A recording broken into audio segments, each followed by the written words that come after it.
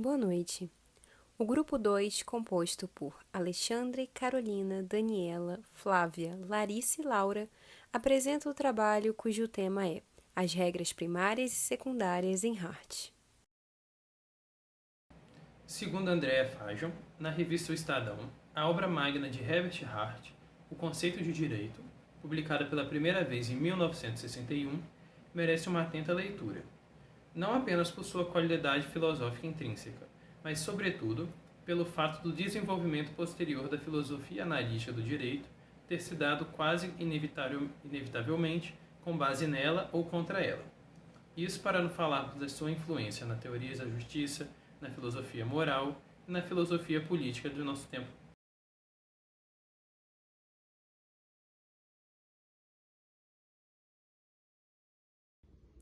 Na obra O Conceito de Direito, Hart expõe os fracassos da teoria austiniana, que é excessivamente simples para explicar o direito, e a partir disso cria uma nova teoria. De acordo com Austin, o direito se resumiria a comandos gerais e abstratos emanados mediante ameaça por um soberano, que é habitualmente obedecido.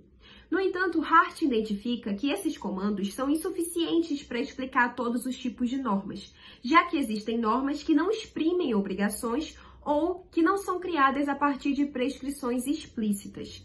Dessa forma, Hart conclui que o sistema austiniano de obediência, obrigação e ordem é insuficiente porque possui uma lacuna fundamental, que é a ausência da ideia de regra. Segundo Hart, então, as regras são divididas em dois tipos distintos, regras primárias e regras secundárias. Começaremos falando das regras primárias. As regras primárias são regras de obrigação, porque exigem que se faça algo ou que se deixe de fazer algo, independentemente da vontade dos indivíduos. Elas existem dentro de uma determinada prática social, independentemente da existência de outras regras, porque o objeto de regulamentação delas é a conduta dos indivíduos. Assim, a gente pode dizer que as regras primárias agem impondo deveres.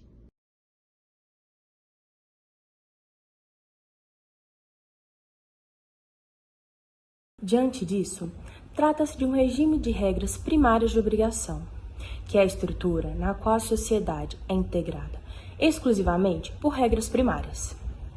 Uma sociedade regida desta forma não conta nem com o poder legislativo, nem com funcionários ou tribunais, e o controle social é exercido somente pela atitude geral do grupo e por padrões de comportamento. Logo, para que exista uma boa convivência, é necessário que essas regras reprimam certas atitudes, certos atos, como, por exemplo, a violência, o furto e a fraude. Além disso, para que esses comportamentos tenham um status de regra social, é primordial que aqueles que adotem o ponto de vista externo sejam o grupo minoritário da sociedade. Bom, em decorrência de tais circunstâncias, observa-se que uma sociedade com um regime exclusivo de regras primárias acaba sendo uma forma de organização social muito simples, que é comumente observada em pequenas comunidades, estritamente ligadas por laços de parentesco, sentimentos e crenças comuns. Em quaisquer outros cenários, essa forma de controle social se mostra um tanto quanto deficiente e exige alguns complementos de diferentes modos.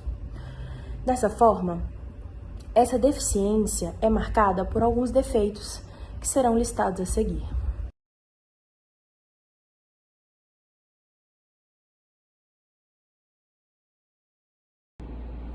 Bom, o primeiro defeito a ser tratado é o da incerteza das regras primárias. Ele ocorre pois as regras seguidas pelo grupo não possuem um padrão, um sistema que dialoga entre si. Assim, as possíveis dúvidas dessa sociedade surgem quando determinadas características da vida social deixam de fazer sentido, como quando uma regra consuetudinária deixa de ter status de regra em razão de um acontecimento externo à prática normativa. Esse impasse não pode ser resolvido, já que não existe na sociedade nenhum processo de definição do direito. O segundo defeito é o caráter estático das regras. As regras só se alteram pelo lento processo de formação e dissolução de costumes. Assim, não há como adaptar as regras às circunstâncias em mutação.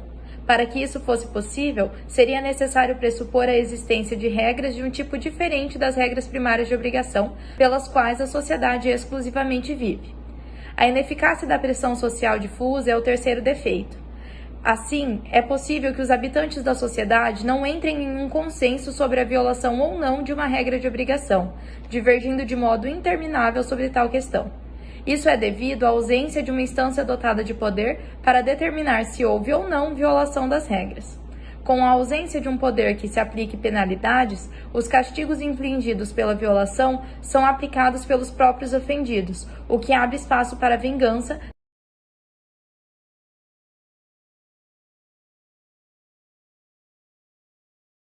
Olá, meu nome é Flávia e eu vou falar um pouco sobre as soluções dos defeitos trazidos pela Carol em relação às regras primárias. Bom, para você solucionar esses defeitos característicos de um regime de regras primárias, é necessário você complementá-lo com as chamadas regras secundárias. Essas são responsáveis por criar poderes para que seja possível formular, extinguir ou modificar sobre certas condições as regras primárias. Assim, as regras secundárias são aquelas que se dirigem às regras primárias, regulamentando-as, e, por isso, disse que aquelas dependem dessas. Para você converter um regime de regras primárias em um sistema jurídico, é necessário que a sociedade passe por uma complexificação, emergindo a partir dessas as regras secundárias, e fazendo assim a passagem de um mundo pré-jurídico para um mundo jurídico. Diante disso, para solucionar os defeitos das regras primárias, o Hart propõe a seguinte divisão das regras secundárias.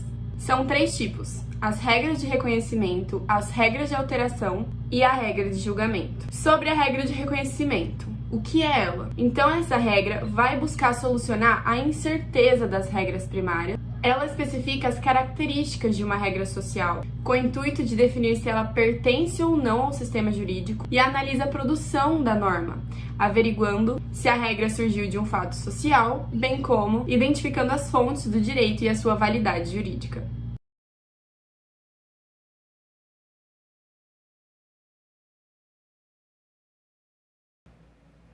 Outra regra secundária que Hart estabelece é a regra de alteração. A regra de alteração soluciona o defeito da estaticidade das regras primárias, conferindo poder aos agentes para que esses introduzam novas regras e eliminem as antigas. Essas regras compreendem o poder de legislar, conferem se os novos poderes serão limitados ou restritos e definem o novo processo legislativo. A terceira e última regra secundária de Hart é a regra de julgamento ou de adjudicação. Essas regras têm como intuito solucionar a ineficácia da pressão social difusa impostas pelas regras primárias, fornecendo autoridade aos indivíduos para determinarem se houve ou não violação de uma regra da comunidade. Também é responsável por estabelecer quem deve julgar o processo judicial, ou seja, descrevem os indivíduos que podem julgar e os procedimentos que devem ser executados em tribunais. É importante destacar que as regras de julgamento não impõem deveres, apenas atribuem poderes judiciais. Assim, elas também possibilitam a centralização da pressão social e a vedação à autodefesa violenta.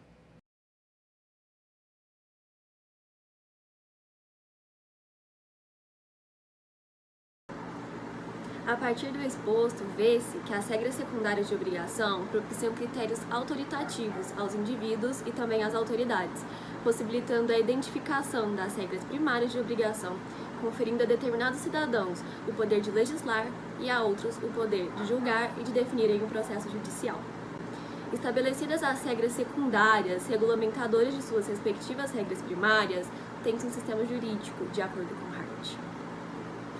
A união das regras primárias com as regras secundárias delimitam as pessoas responsáveis por criar, alterar ou extinguir uma norma, não havendo mais confusão acerca de qual regra é válida ou não na sociedade, pois a responsabilidade de determinar as normas e suas validades em cada situação é de indivíduos específicos e autorizados a isso. A pressão social difusa, com o advento das regras secundárias, é substituída pela adjudicação dos juízes, únicos cidadãos autorizados a aplicar sanções àqueles que porventura violarem as regras primárias de obrigação, tornando a dinâmica punitiva extremamente mais certa e eficaz. Por fim, as supracitadas 3 soluções para os defeitos de um regime exclusivo de regras primárias, propostas por Hart, são o bastante para convertê-lo em um sistema jurídico e, por consequência, formar uma sociedade muito mais sistematizada judicialmente.